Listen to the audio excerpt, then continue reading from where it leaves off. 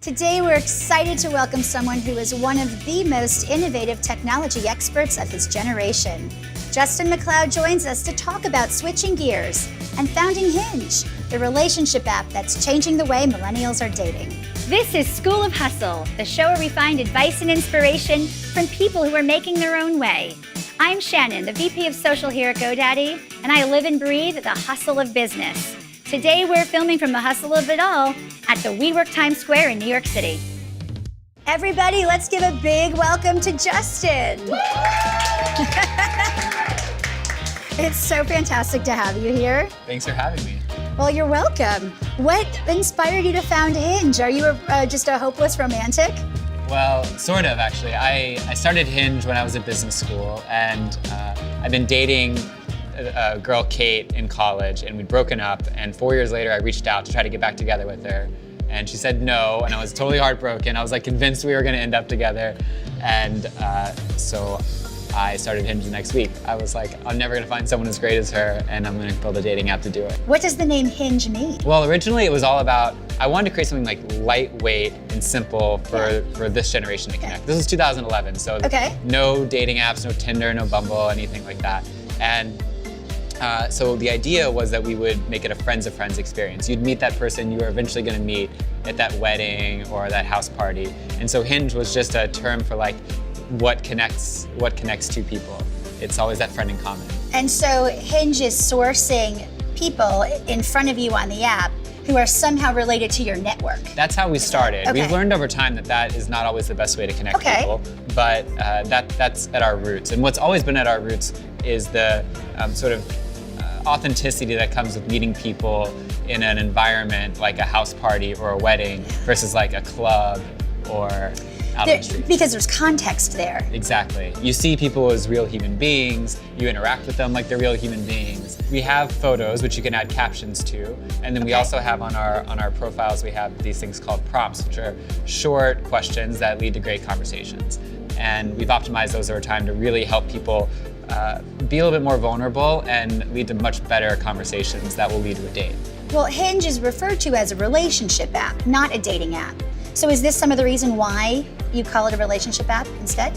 These days, we really just say we're the app that's designed to be deleted. We're the app that if you don't want to be using dating apps anymore and you're really looking for someone and to get off the app with, this is the app for you. So how do you stay in business if everyone ends up leaving eventually? Well, what we've really found is that as every time we've made the app more effective, we grow faster. And it's because we're putting more and more people into the world who then tell their friends that they met someone on Hinge. When you set out to launch Hinge, there were other competitors in the space that were trying to put people together as well. You know, what did you do to stay out ahead? So we went through a big reboot in 2016. And up until that time, I think we'd really been focusing a lot on the competition and what were they doing and what were we doing and how do we differentiate ourselves. And the big shift that we made in 2016 was to start just thinking about the customer and start ignoring the competition.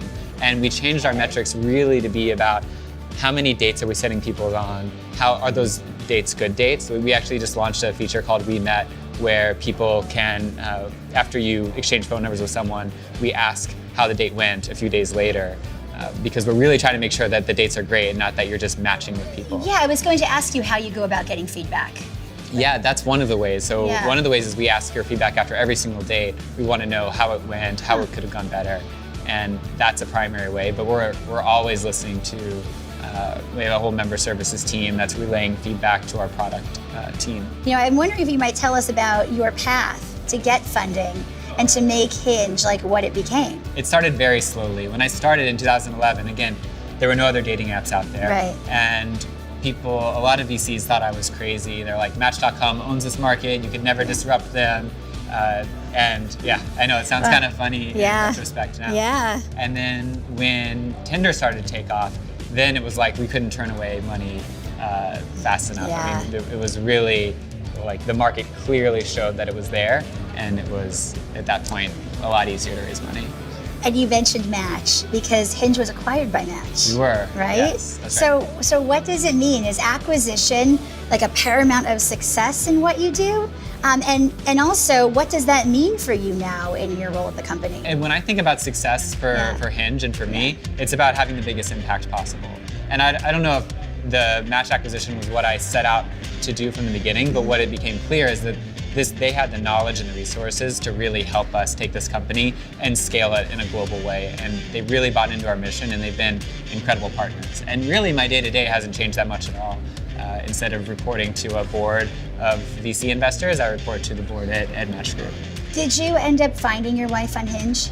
Well, actually, that person that we talked about in the very beginning, another 4 years later, I ended up flying over. She was living in Switzerland at the time, and I flew over right before her wedding and asked her to call off her wedding and move back to America with me, and she did. And we're I know, it's a long story. Oh my gosh, that's not the way that I thought you were going to answer that question. You developed Hinge to get over Kate. Yes. And Hinge is thriving and up and running, but you decided to go all the way to Switzerland. Well, it actually solved get her my problem back. indirectly because someone met on Hinge, a reporter, who then came to me and wanted to interview me. And at the end of the interview, she asked, "Have you ever been in love?" And I said, "A long time ago, but I didn't realize it until it was too late." And she then had this very parallel story where she found her person 20 years later, and she's like, "You cannot make the same mistake I did. Like, you have to do something about this. You have to fly over there and stop her if she has not married yet." And long story short, I did, and she did. And then what happened to your Hinge profile at this point? Yeah, well then, now I still am on Hinge with clear wedding photos, and I'm always on there looking for feedback from people, and that's another way that I actually get feedback from people. Yeah, it is probably very helpful to use your product and see how people are using it. Yeah, you got it. Well, I'm so happy that you found love. You are a hopeless romantic. This is insane. Yeah. It was a wild ride. You should have seen it from this side. So. What are 3 words that you would use to describe yourself? It's the way that I would describe myself is the way that I describe our core values of the company, which are authentic, courageous, and empathetic. Yeah. Those are the things that really drive us as a company and that drive all our product decisions. I really enjoyed that conversation. Yeah, it was great. And now we're going to switch gears, and we're going to play my favorite game called Hustle Time. We set a clock for 60 seconds. Okay. And we see how many questions you can get through in that amount of time. Okay. Yep. 3, 2, 1, go. Most powerful emotion, anger or love? Love. Which would you rather add to your lifetime or value? Time. Meatballs or fish? Fish. Snapchat has a long life or lost cause? Lost cause. Do you floss every day? Yes. First celebrity crush? Rachel McAdams. Chocolate, milk or dark? Dark. Which Hogwarts house would you be sorted into? Oh, I don't know the Hogwarts houses. First concert you ever saw? Not Slytherin. What? Pearl Jam. Apple or Android? Apple. No cheese ever again or no sugar ever again? No sugar ever again. Go-to cocktail? Old fashioned. Drive, stick shift or automatic? Automatic. Number of times it took you to pass your driver's test? Just once. Last person you texted? My wife. If a genie granted you 3 wishes, what would they be? Oh my God, that's not fair. That's 3 questions. I know. 3 wishes. Invisibility, flying, and walk through walls. Time it takes to get ready in the morning? Like 3.5 hours. Peanut butter, cups or M&Ms? Cups. Okay, we'll count that one. I know the genie one.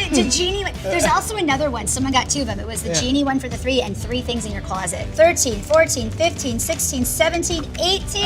Didn't even make the podium. We ask every entrepreneur these same questions to see how people from different points of view and verticals and experiences answer the same set of questions. Great. Okay? Favorite part of your day? The morning. Best piece of advice you've ever gotten? Companies fail because founders give up. And don't give up, I guess, would be the corollary advice behind that. So, but worst piece of advice? take the job at McKinsey. Yeah, because it's safer, right? Okay. How do you use your career to inspire others? What I'm trying to do is build a team at Hinge that people feel like really, really inspired to work there every day. And so I think it's about like creating a mission-driven company that's about serving other people, and that inspires others to show up. Ever felt like walking away? Oh yeah, many times. One thing you still need to learn. How to let go of control. What do you want people to learn from you? I think how to think about really deeply what you choose to measure as a company. Like it's been such a huge difference between measuring what our customers want versus what we want. Like measuring people going out on great dates versus measuring like engagement, growth, retention, those kinds of things. What's next for you? Fatherhood, actually. For real? For real. Yeah, due in August. Oh, congratulations! Little boy. Aw. Who inspires you? Really, the answer to that is my team. I Yeah. mean, my team shows up in a way, and they've taken this company so much farther than I could have imagined, and they really inspire me to show up every day like they show up. Who challenges you? My wife, Kate. I mean, she's actually like the most courageous person I know. Whether it's like dragging me down double black diamonds when we're skiing, or which we just were doing a few weeks ago, even while she was pregnant. She's crazy.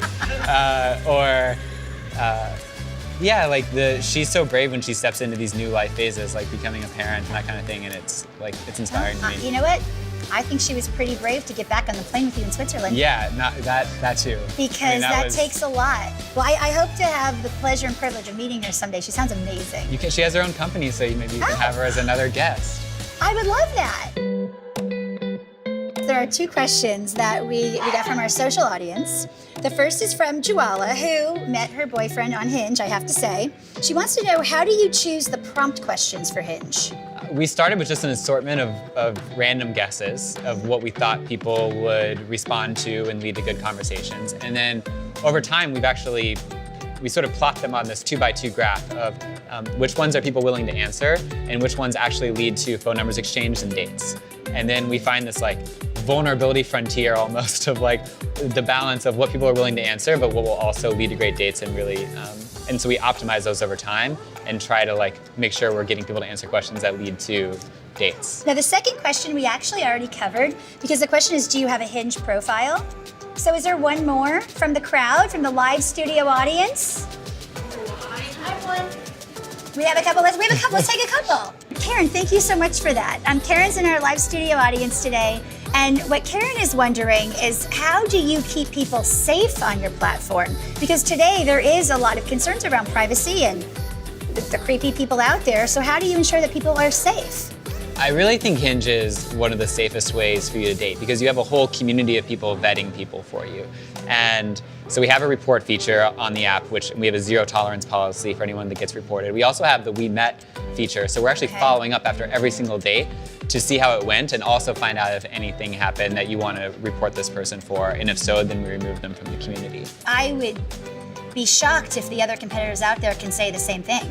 That's outrageous. I did not know you did all that. Yes, and I believe we're the only app out there that is following up after people go on dates to find out, like, because we care about obviously not just what happens on the app, but what happens off the app as a result. I think we had one more question from the crowd. That was awesome, Karen. Thank you. Haley, what is your question? The like classic favorite that actually is one of the most effective questions is the 2 truths and a lie question. And what really works on those are when you answer a question that beckons other people to really respond and interact with you. So when you do 2 truths and a lie, there's an obvious next thing to say in response to that, which is to guess which one the lie is. Right. And so that I think is like one of our first guesses and has standed the test of time as we optimize. Would you be comfortable doing your 2 truths and a lie? Sure. Okay. I totaled a car at the age of 5. I sank a sailboat at the age of 33. I dislike tacos. You sank a sailboat's a lie. No, I sank the sailboat and crashed the car. I love tacos. I know. I had a crazy childhood. I thought that was an easy. I thought that was like, oh my gosh, that's so funny. Well, you are just full of stories and advice. I hate to bring this to a close, but we're down to our last question. What you got? The question is from our resident pug Noodle. Oh, right. Oh. Yeah. Yeah, so Noodle has been single for quite some time. And Noodle's considering getting back out there. His friends are on all the dating apps, but he's skeptical. And what advice would you have for someone like Noodle who wants to get back out there, is nervous about meeting new people in apps, but he wants to date? What do you tell him? Well, I think I'd say that you miss 100% of the shots you don't take. and that, and Hinge is the best place, I think, really, because we're the ones who are really, for people who want to get off dating apps. Now, maybe Noodle just wants to, get out there and play the field a little bit, which Hinge wouldn't be the place. But if not, then Hinge is definitely the place if Noodle's looking to find a relationship and get off dating apps. I wonder what is in his little head.